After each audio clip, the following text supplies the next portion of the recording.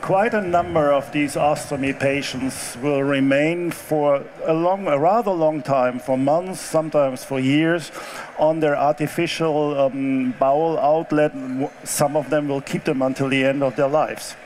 So why is it important for them? Why is it important for the patients to bother about, to take care of nutrition? Why is it important to them? What could it do for them?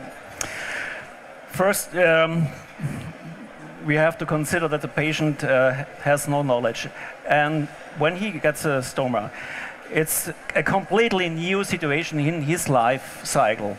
And it might happen that he is in a depression. And so we have to take him by the hand and bring him out of this terrible situation at the moment.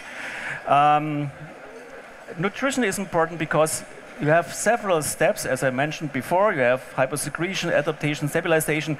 That means he needs help in the beginning by parenteral nutrition, for example. It might happen, of course, and it's helpful, definitely.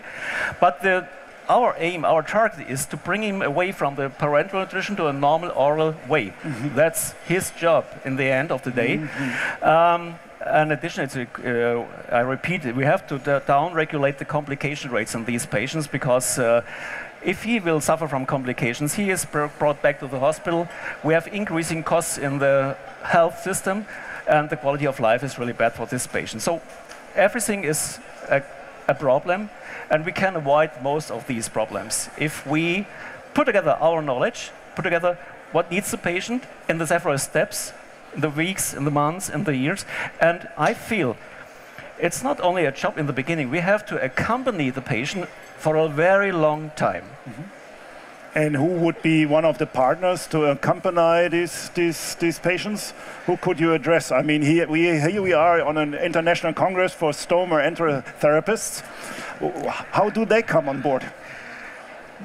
Just in a very short statement. Yeah, that's very important why we're here now today.